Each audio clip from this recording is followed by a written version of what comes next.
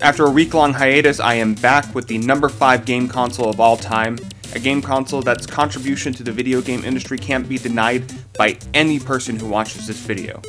And that is the Atari Video Computer System, otherwise known as the Atari 2600. Why can't it be ignored? Well, it pretty much created the at-home video game industry.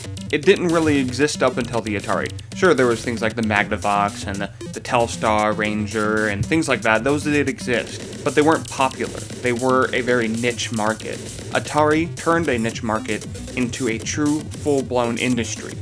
The reason that this worked more so than anything else is that Atari was a very respected arcade brand.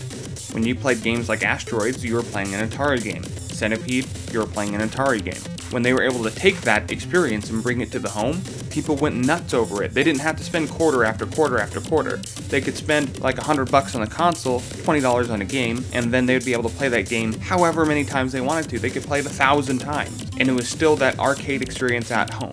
And it obviously worked because the Atari 2600 sold 30 million units. It was no slacker in the sales department and left a huge impact on the industry. Not all of it great though. Because of a lack of licensing structure, the Atari 2600 is single-handedly responsible for the video game crash of 1983. But I actually look at that as a good thing, because without that crash we wouldn't have learned about licensing needs, and then we wouldn't be able to make the great games that we have today. It would just be bloatware after bloatware after bloatware, with no real good games except for one every now and again. Now we're actually getting at least mediocre games to great games on a constant basis. Thanks, Atari. Now, if you look at the design of the Atari 2600, it is extremely 1970s. You have wood paneling on the front, something that you don't see on game consoles anymore. And depending on which version of the 2600 you have, you're going to have different wood paneling.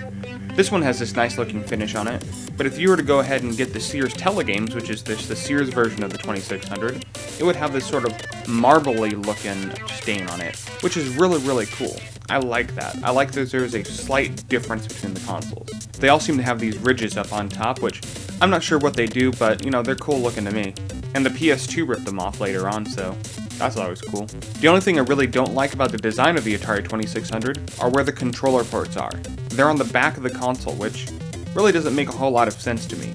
And luckily Atari knew this as well because they fixed it for the 5200 and 7800. The Atari 2600 also had the most timeless controller of all time. Just look at it. It's just a stick and a button, and its simplicity works so well. It's all you need to be able to play the games. But Atari didn't just have that controller. No matter how good that controller is, it's never enough. And when you had a game like Kaboom, you needed something different. So, they came out with a paddle controller. And this allowed you to move things in a Pong-like fashion on the bottom of the screen or side of the screen or whatever, and be able to play games that way, which I found to be truly inventive, and gave us games like Breakout.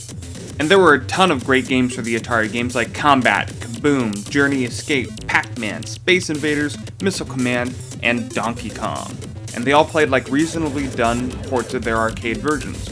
Sure, if you look at things like Donkey Kong, they're not really up to par with what you see in the arcades or even on the Atari 7800 version. But they worked for the time, and they allowed you to have that same kind of game experience at home, regardless of if it looked exactly the same. The Atari brought the arcade home for the first time, and our entire game industry has been based upon that ideal concept from that point forward.